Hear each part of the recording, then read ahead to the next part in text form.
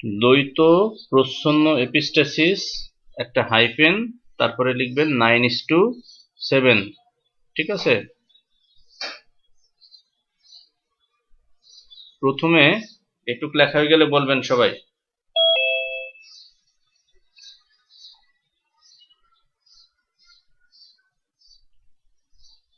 Sir বুঝি না, আরেকবার বলেন। এই যে দ্বৈত প্রচ্ছন্ন এপিস্টাসিস একটা হাইফেন তারপর 9:7 লিখেন। এই যে যেটুকু আমি হাইলাইটার দিয়ে দাগাই দিলাম ওইটুকু লিখেন। লিখছেন?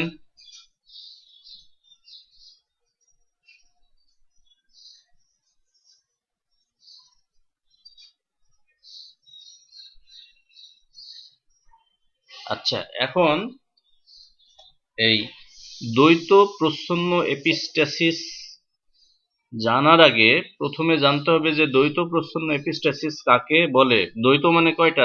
দ্বৈত মানে কয়টা? দ্বৈত কণ্ঠে গান গাই বলে। আসলে দ্বৈত মানে কয়টা? দুইটা। আচ্ছা, এখানে শব্দটা দেখে না, এখানে আপনি যদি একটু চিন্তা করেন এই শব্দর মধ্যেই কিন্তু উত্তর লুকায় আছে। তাহলে এখানে হচ্ছে দ্বৈত, তারপরে বলছে কি প্রচ্ছন্ন, তারপরে বলছে কি এপিস্টাসিস। মোট শব্দ কয়টা? তিনটা।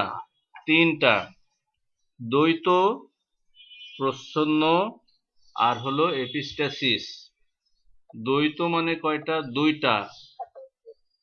দুইটা প্রচ্ছন্ন জিন সম্মিলিতভাবে যখন অন্য কোনো জিনের বৈশিষ্ট্য প্রকাশে বাধা দিবে তখন সেটাকে বলা হচ্ছে দ্বৈত প্রচ্ছন্ন এপিস্টাসিস। কি বললাম? দুইটা প্রচ্ছন্ন জিন সম্মিলিতভাবে যখন কোনো একটি বৈশিষ্ট্য প্রকাশে বাধা দেবে তখন সেটাকে বলা হবে দ্বৈত প্রচ্ছন্ন এপিস্টাসিস। প্রচ্ছন্ন শব্দটা আসছে, এই যে প্রচ্ছন্ন জিন, দুইটা প্রচ্ছন্ন জিন, দুইটা প্রচ্ছন্ন জিন সম্মিলিতভাবে একটা জিনের বৈশিষ্ট্য প্রকাশে বাধা দিবে যখন, তখনই সেটাকে বলা হবে দ্বৈত প্রচ্ছন্ন এপিস্টাসিস। এটা কি বুঝছেন? তাহলে কি বলা হচ্ছে? ভিন্ন বৈশিষ্ট্য নিয়ন্ত্রণকারী। এখন আমরা এটুকু দেখে নিই, এখন আমরা এইটুকু পড়ি, দেখি কি বলছে। এই যে এইটুকুর মধ্যে উত্তর আছে, ভিন্ন বৈশিষ্ট্য নিয়ন্ত্রণকারী দুটি ভিন্ন প্রকৃতির প্রচ্ছন্ন জিন। আমি কি বললাম? দুটি ভিন্ন প্রকৃতির প্রচ্ছন্ন জিন যখন ভিন্ন লোকাচে অবস্থান করে একে অপরের প্রকট অ্যালিলকে বৈশিষ্ট্য প্রকাশে বাধা দেয় তখন তাকে দ্বৈত প্রচ্ছন্ন এপিস্টাসিস বলে। তুমি সহজভাবে শিখো, ভিন্ন লোকাচে অবস্থিত দুইটি প্রচ্ছন্ন জিন যখন অন্য একটি প্রকট অ্যালিলকে বা প্রকট জিনকে তার বৈশিষ্ট্য প্রকাশে বাধা দেয় তখন তাকে বলা হয় দ্বৈত প্রচ্ছন্ন এপিস্টাসিস। মূল বিষয়, দুইটা প্রচ্ছন্ন জিন সম্মিলিতভাবে আরেকটা প্রকট জিনের বৈশিষ্ট্যকে প্রকাশ করতে দিবে না। এবার বুঝছেন? এখনো বলেন, যদি কারোর বুঝতে অসুবিধা থাকলে এখনো বলেন। এটা কিন্তু অনেকবার বোর্ড পরীক্ষায় আসছে। আচ্ছা, এখন দেখি কিছু মানুষের জন্মগতভাবে কথা বলতে এবং কানে শুনতে অক্ষম হয়, এরকম মানুষ কি দেখছো?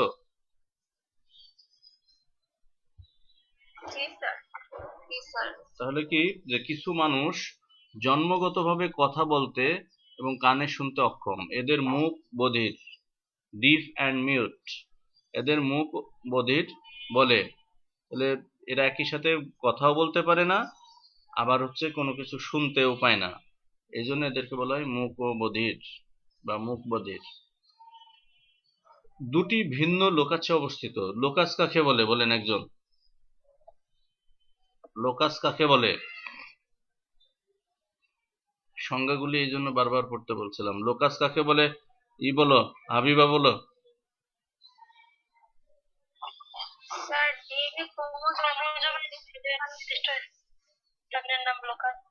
তাহলে ক্রোমোজোমের যে জায়গায় জিন অবস্থান করে সেই জায়গায় বলা হচ্ছে লোকাস। তাহলে দুটি ভিন্ন লোকাসে অবস্থিত দুই জোড়া প্রচ্ছন্ন জিন, দেখো কয় জোড়া বলছে, দুই জোড়া প্রচ্ছন্ন জিন দ্বারা মানুষের মুখ বধিরতা নিয়ন্ত্রিত হয়। দুই জোড়া জিন এমনভাবে আন্তঃক্রিয়া করে যে এদের যে কোনো এক জোড়া প্রচ্ছন্ন হোমোজাইগাস, যে কোনো এক জোড়া প্রচ্ছন্ন হোমোজাইগাস অবস্থায় থাকলে মানুষ মুখ এবং বধির হয়। তবে এসব জিন হেটারোজাইগাস অবস্থায় থাকলে মানুষ স্বাভাবিক বাক শ্রবণক্ষম হয়ে থাকে। ফলে মুখ বধির পিতামাতার সন্তান যেমন স্বাভাবিক বাক শ্রবণক্ষম হতে পারে, তেমনি স্বাভাবিক পিতামাতার সন্তানও মুখ এবং বধির হতে পারে।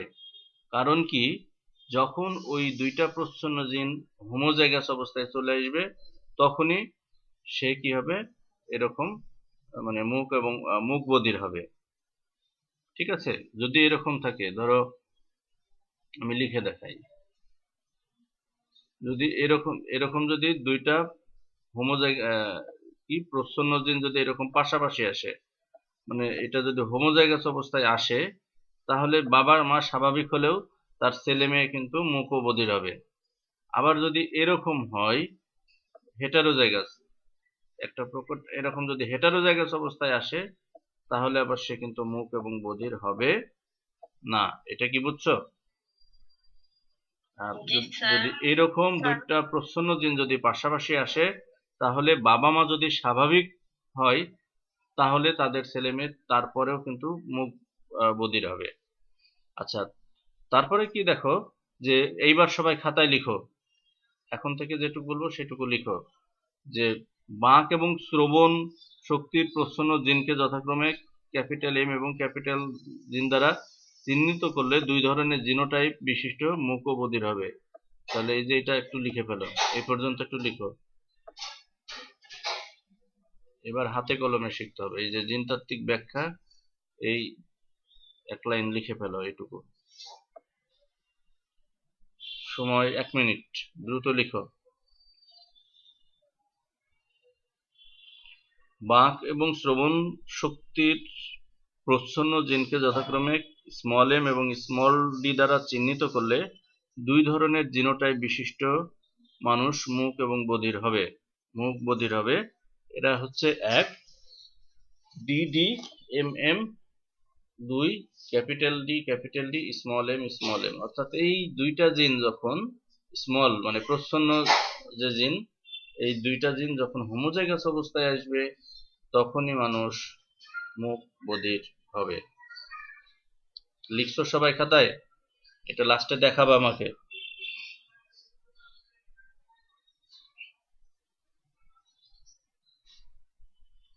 এরপরে লিখবা F1 জনুর ফলাফল।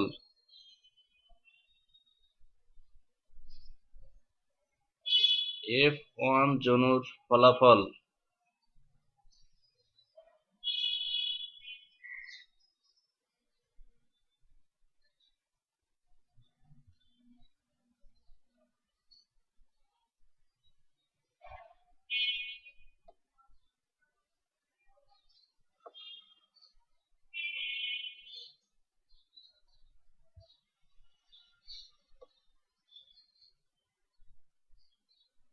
এইটুক লিখে ফেলো, যে নিচের যে বক্সের মধ্যে যেটা দিলাম সেটা।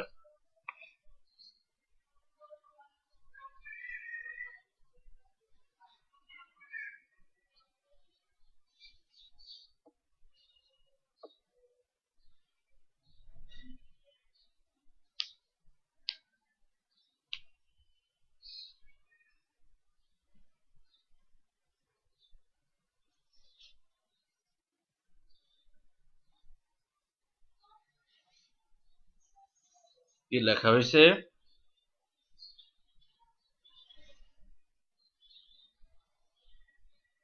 তোমরা কি আমার কথা শুনতে পাচ্ছ? জি স্যার, লিখতেছি। ওকে, স্যার লিখতেছি। ওকে, মাঝে মাঝে রিপ্লাই দিতে হবে, নয়তো মনে হচ্ছে এটা মানে ডিসকানেক্ট হয়ে গেছে।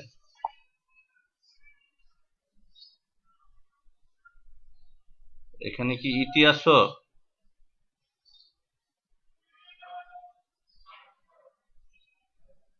জি স্যার। হ্যাঁ, আমি যতবার বলবো আপনারা কি লিখছেন? আজকের দায়িত্ব আপনার, শুধু বলবেন জি স্যার। সবাই বলার দরকার নাই, শুধু আপনি বলবেন। স্যার সবাই না লিখলে আমি শুধু জি স্যার বললে না, আমি তো বারবার জিজ্ঞেস করবো না। অন্যদিন আরেকজনের দায়িত্ব দেব।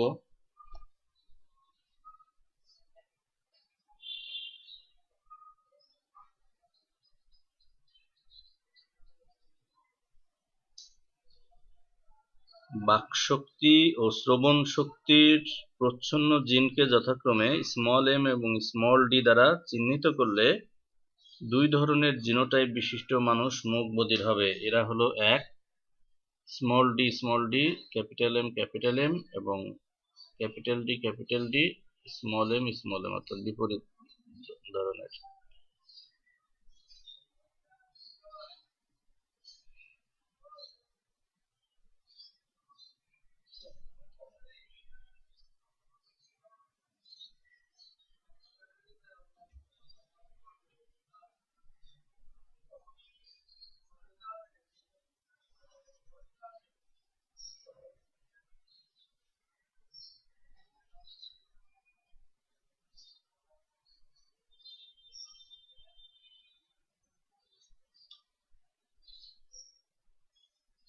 তোমরা কি সবগুলো লিখছো? জি স্যার লিখাছে। আচ্ছা, এইবার আমি একটু জি স্যার। পড়াটা বোঝাই দিই। F1 জেনারেশনের ফলাফল এটুকু লিখছো? আচ্ছা, প্যারেন্ট ফিনোটাইপ দেখো, এই যে এইটুকু লিখছো, প্যারেন্ট ফিনোটাইপ মুখ ও বধির। এটা এই চিহ্নটার নাম কি বলো? এই চিহ্নটা দ্বারা কি বোঝানো হয়? এই চিহ্নটা দ্বারা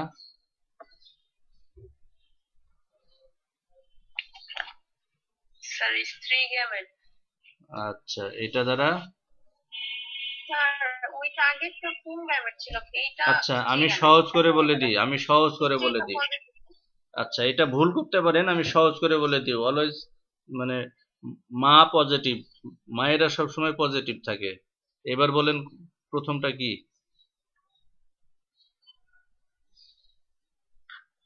কোন গ্যামেট? আর যেটা প্লাস চিহ্ন দেয়া স্ত্রী গ্যামেট। তাহলে প্লাস দিয়ে মনে রাখবেন যে মানে মায়েরা সবসময় পজিটিভ, এটা সহজভাবে মনে রাখেন। আচ্ছা, তাহলে এখানে আমরা দেখতে পাচ্ছি যে যে এটা হচ্ছে বাবা, তাহলে বাবা হচ্ছে মুখবধির আর মা হচ্ছে মুখ বধির। তাহলে বাবা মায়ের যে জিনোটাইপ আমরা উপর এই যে দেখো এখান থেকে বসাই দিলাম, তাহলে এটা হচ্ছে বাবার জিনোটাইপ, এটা হলো মায়ের জিনোটাইপ। এখন এখান থেকে কিভাবে তোমার গ্যামেটটা তৈরি করা হলো আমরা সেটা দেখি। হ্যাঁ, কিভাবে জনন কোষটা তৈরি করা হচ্ছে সেটা দেখি। এবার দেখো, সবাই খাতায় লিখে নাও। এখন এইখান থেকে একটা ডি নিয়ে নিল, এইখান থেকে একটা এম নিয়ে নিল, বুঝছো গ্যামেটটা কিভাবে তৈরি করছে? দেখো, জি স্যার। এইখান থেকে একটা ডি নিয়ে নিল, এইখান থেকে একটা এম নিয়ে নিল। এভাবে তোমরা গ্যামেটগুলি বানাও। বানাইছো? স্যার এটা তো লিখেছি টেকার ফোন। আচ্ছা, তারপরে এইখান থেকে একটা ডি, এখান থেকে একটা এম, তারপরে এইখান থেকে একটা এম আর এইখান থেকে একটা ডি নিল। এইভাবে গ্যামেটগুলি বানানো হলো। এটা কি বুঝছো?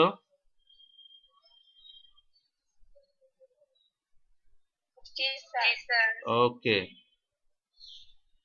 এরপরে দেখো কি ঘটনাটা ঘটছে। এইটা হচ্ছে কার জিন? এই জনন কোষটা কার? এটা বাবার। আর এটা কার? মায়ের। তাহলে বাবার এই গ্যামেটের সাথে যদি মায়ের এই গ্যামেট মানে নিষেক হয়, তাহলে কি হবে? এখানে দেখে দেখে লিখে ফেলো, capital D capital M small M, তাই না? সবগুলো তো এরকমই হয়। নাকি? তাহলে F1 এর জিনোটাইপ গুলি লিখে ফেলো সবাই, এই চারটা একই রকম। জি স্যার। লিখছো? না লিখলে লিখে ফেলো, মানে আমি জাস্ট একটা দেখাই দিলাম, জি স্যার। দেখো সবগুলো একই রকম হবে। আচ্ছা, এইখানে বলছে যে সকল সন্তান, আচ্ছা এটা আমি বাদ দিয়ে দিই, সকল সন্তান স্বাভাবিক বাকশ্রবণক্ষম। এখন এটা কে বলতে পারবেন যে সবাই স্বাভাবিক হলো কেন?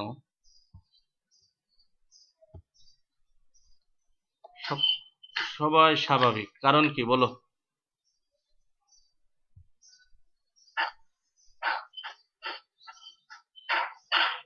কি বলতে পারবেন?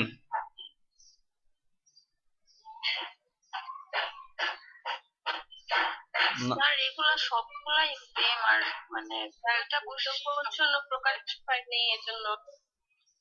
আচ্ছা, আমি শুরুতেই বলেছিলাম যে যখন দুইটা প্রচ্ছন্ন জিন পাশাপাশি থাকবে, যখন দুইটা প্রচ্ছন্ন জিন পাশাপাশি থাকবে তখনই সে বধির হবে। হয় দুইটা এরকম এম পাশাপাশি থাকতে হবে, না হয় দুইটা এরকম ডি পাশাপাশি থাকতে হবে, তাই না? তো এখানে কি এরকম আছে যে দুইটা এম বা দুইটা ডি, মানে স্মল ডি, যেটা দুইটা স্মল ডি মানে আমি বুঝবো যে সেটা হচ্ছে কি দুইটা প্রচ্ছন্ন জিন, এই দুইটা প্রচ্ছন্ন জিন সম্মিলিতভাবে আর একটা প্রকট জিনের বৈশিষ্ট্য প্রকাশে বাধা দিবে। তো এখানে কিন্তু একটা জায়গায়ও দেখো যে দুইটা স্মল এম মানে দুইটা প্রচ্ছন্ন জিন হোমোজাইগাস অবস্থায় নাই, আছে? না স্যার। সেই কারণে সবাই হয়ে গেছে স্বাভাবিক। এখন দেখো, উপরোক্ত জিনোটাইপধারী একজন মুক বধির পুরুষের সাথে একজন মুক বধির মহিলার বিয়ে হলে তাদের সকল সন্তান স্বাভাবিক বাকশ্রবণক্ষম হবে। উক্ত সন্তানদের জিনোটাইপের অনুরূপ, দেখো উক্ত সন্তানদের জিনোটাইপের অনুরূপ জিনোটাইপধারী পুরুষ এবং মহিলার বিয়ে হলে তাদের সৃষ্ট পরবর্তী বংশধরে F2 জেনারেশনে স্বাভাবিক বাকশ্রবণক্ষম এবং মুক বধির সন্তান 9:7 অনুপাতে প্রকাশ পাবে। এখন এই যে জিনোটাইপ, আমরা এই জিনোটাইপটা নিয়ে নেব, দুইটা এই জিনোটাইপ নিয়ে নাও, F1 জেনারেশনে যাও, F2 জেনারেশনে যাও, এই দুইটা গ্যামেট এখন নিয়ে নাও। গ্যামেট তো না, এই জিনোটাইপধারী। চলো দেখি পরের পেজে গিয়ে দেখি কি হয়।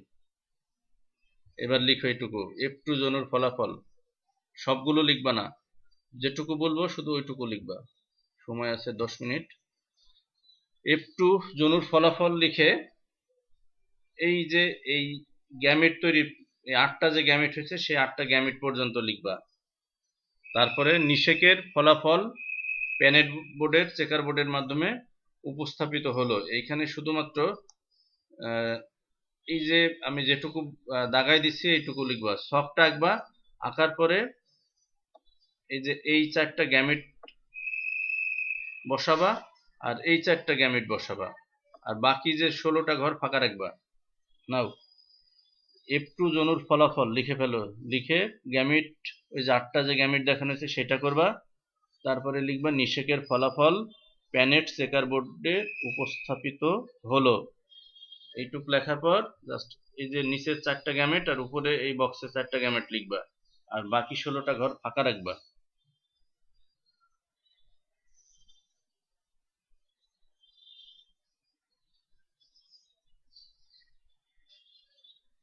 আর যারা এখানে আসছো, এখন যারা প্রেজেন্ট আসছো, আমি কিছুক্ষণের মধ্যে লেকচারটা ইউটিউবে দিয়ে দেব, সেখানে হোমওয়ার্কগুলি করবা আর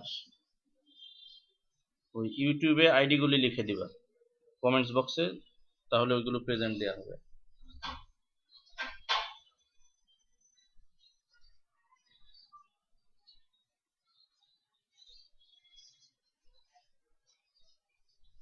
দ্রুত লিখতে হবে, আমাদের সময় আছে 8 মিনিট।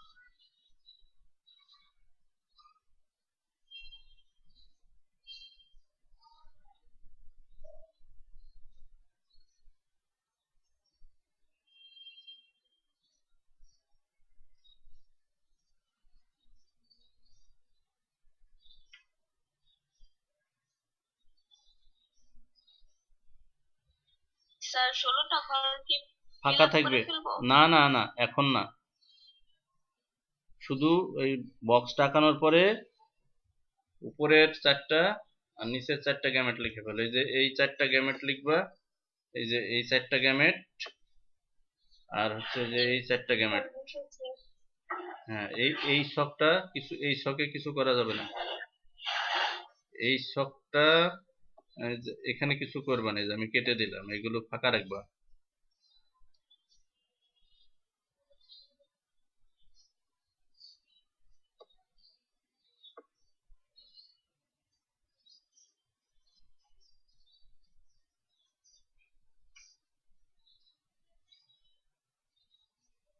হয়েছে? জি স্যার, লিখেছি। আচ্ছা, আমি একটা এখন তোমাদের শিখাই দেব কিভাবে এই ক্রসটা করতে হবে। হ্যাঁ, একটা শিখাই দেব, বাকিগুলি তোমরা নিজেরা করবা। এই যে দেখো, এইটার সাথে এটা প্রথমটার সাথে, এই যে প্রথম যেটা, এই যে এখানে যে গ্যামেটটা দেখা যায়, এটার সাথে উপরে 4টা ক্রস ঘটাবা। এটার সাথে এই 1 নাম্বারের সাথে এই 1 2 3 4, 4টা গ্যামেটের ক্রস ঘটাবা এবং উপরে 4টা ঘরে লিখবা। এইভাবে অনুরূপভাবে এই 2 নাম্বার গ্যামেটের সাথে উপরের এই 4টা পর্যায়ক্রমে সব এই 4টা গ্যামেটের ক্রস ঘটাবা এবং দ্বিতীয় ঘরে লিখবা। এইভাবে 3 নাম্বারেরটা উপরের 4টার সাথে ক্রস ঘটাবা, 3 নাম্বার ঘরের সাথে লিখবা। আমি আর একটু সহজ করে দিই, এটার সাথে এইটা ক্রস করে এই ঘরে লিখবা, এটার সাথে ক্রস করাবা, এটা এই ঘরে লিখবা, এটার সাথে ক্রস এটা পরে এই ঘরে, এটার সাথে এটা এই ঘরে। কি বুঝছো কিভাবে ক্রসটা হলো? জি স্যার। হ্যাঁ, ওকে। এইবার ঠিক এইভাবে সম্পূর্ণ 16টা ঘর ফিল আপ করো। এইভাবে 16টা ঘর ফিল আপ করে ফেলো, এটাই তোমাদের কাজ।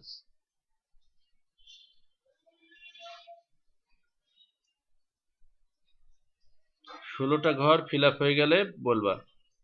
আর যারা আইডিটাও একটু লিখে দিবা চ্যাট বক্সে এবং ওই যে ইউটিউবে লিখে দিবা। সুপ্রিয় শিক্ষার্থীবৃন্দ, আজ তাহলে এ পর্যন্তই। আগামী দিন আরো একটি বিষয় নিয়ে কথা হবে। সে পর্যন্ত সকলেই ভালো থাকবে। আল্লাহ হাফেজ। প্রিয় শিক্ষার্থীরা, আরো একটু কথা বলি।